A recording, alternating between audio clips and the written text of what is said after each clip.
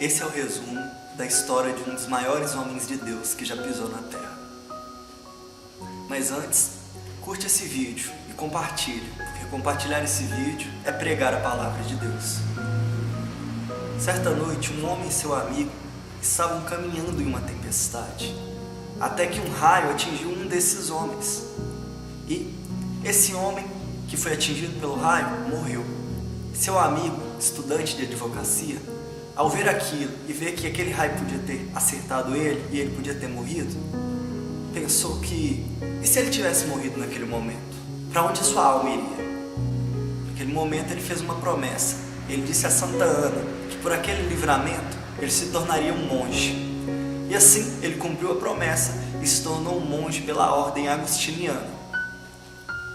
E sendo monge, ele aprendeu que para garantir a sua entrada no céu, porque era isso que o preocupava, a maior preocupação da sua vida era onde iria a alma dele quando ele morresse.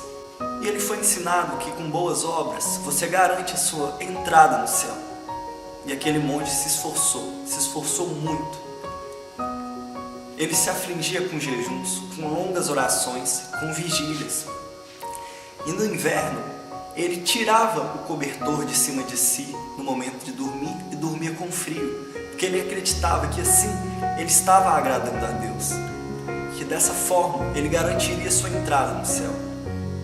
E ele se esforçava muito a ponto da sua cabeça ficar inchada por dormir no frio e seus olhos nem se fecharem, mas mesmo assim ele ainda tinha medo da morte e ele sentia em si a culpa dos seus pecados.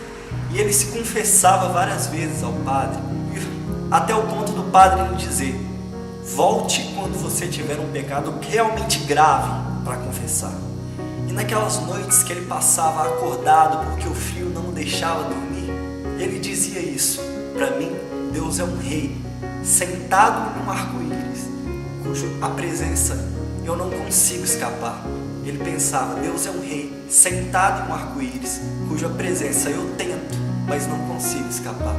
E, sendo instruído a amar a Deus, ele disse: amar a Deus, eu o odeio. Eu prefiro ouvir o nome de um demônio a ouvir o nome de Cristo. Mas em um momento, lendo a palavra de Deus, ele leu um versículo que se encontra no final de Romanos 1:16. E lá está escrito: o justo viverá pela fé. E naquele momento, ele colocou em dúvida tudo que ele fazia. Que se o justo vai viver pela fé, se a salvação do começo ao final é pela fé, então por que ele se afligia tanto, tentando realizar boas obras e mesmo assim a culpa estava nele? E aquele homem, instruído pelo Espírito Santo, aprendeu que a vontade de Deus é que nós sejamos justificados pela fé e não pelas coisas boas que nós fazemos. E aquilo que vai garantir que a sua alma vai para o céu no momento que você morrer é a sua fé e não as suas obras. Como está escrito, a salvação é pela graça, por meio da fé. E isso não vem de vós, mas é dom de Deus. Não por obras, para que ninguém se glorie. Essa história que eu acabei de contar é a história de Martinho Lutero, um homem que vivia rodeado pela culpa.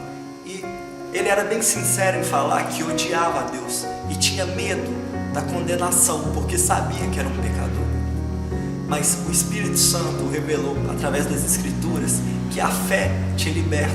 A justiça de Deus vem por meio da fé. E Deus não vai te condenar a partir do momento que você crê.